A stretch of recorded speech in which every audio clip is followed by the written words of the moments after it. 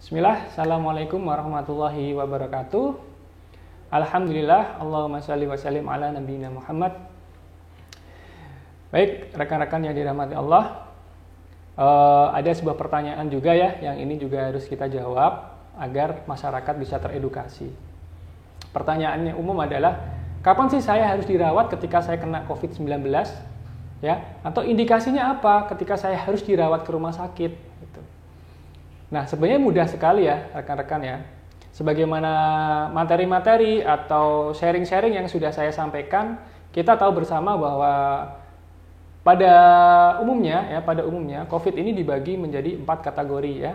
Ada yang tanpa gejala, kemudian ada yang gejala ringan, kemudian ada yang gejala sedang, gejala berat ya. Kita sudah tahu bersama.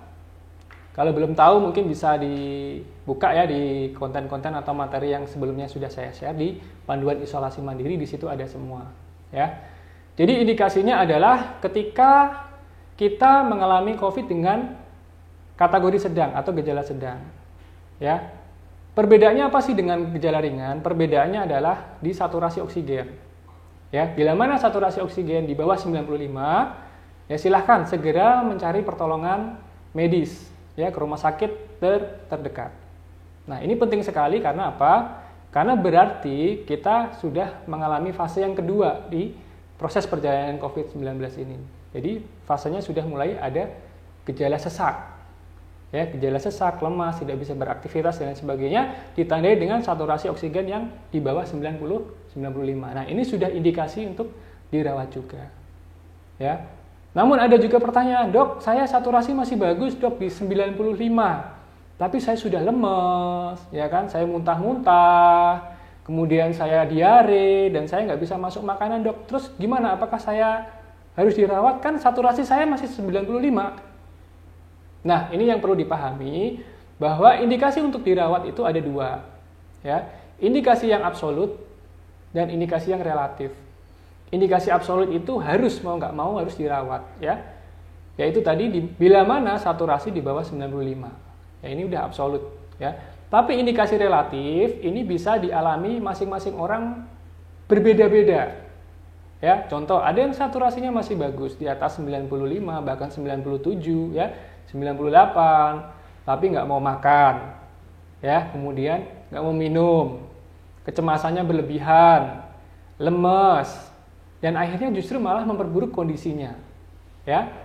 Nah, ini juga indikasi untuk dirawat. Ada lagi misalkan saturasi bagus tapi diarenya ngucur, makan nggak masuk dan muntah, akhirnya lemes, dehidrasi. Nah, ini juga harus dirawat, kondisi dehidrasinya yang harus diselamatkan ya. Justru kebanyakan yang terjadi di lapangan ini adalah kepanikan atau kecemasan ya.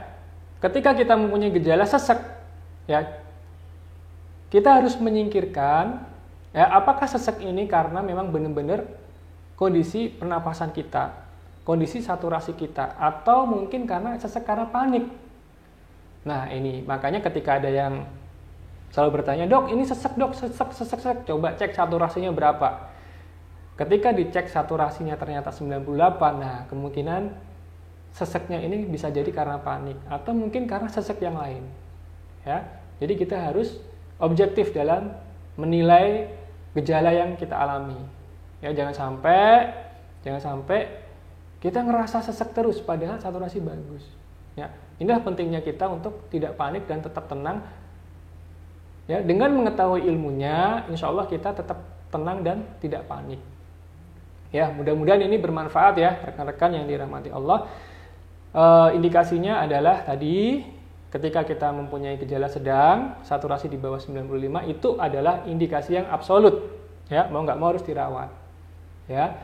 Kemudian yang kedua adalah indikasi relatif, bila mana ada gejala-gejala penyerta, ya, yang itu justru malah memperburuk kondisinya. Seperti tadi yang disampaikan, mual, muntah hebat, nyeri perut hebat yang nggak tertolong, butuh obat-obatan, atau mungkin diare hebat sampai kita jatuh ke kondisi dehidrasi. Ya, demikian. Mudah-mudahan bermanfaat. Terima kasih. Assalamualaikum warahmatullahi wabarakatuh.